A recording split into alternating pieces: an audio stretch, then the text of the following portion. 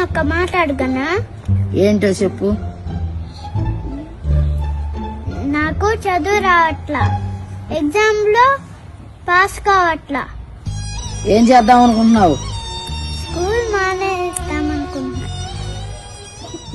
సరే మానేవే.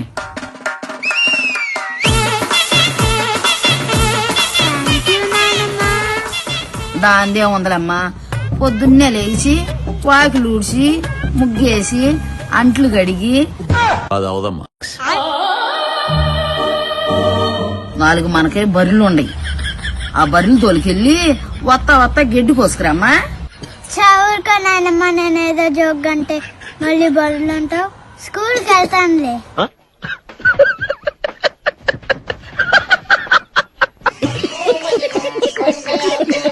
నాయనమ్మా నిన్నొక్క మాట అడగనా? ఏంటో చెప్పు.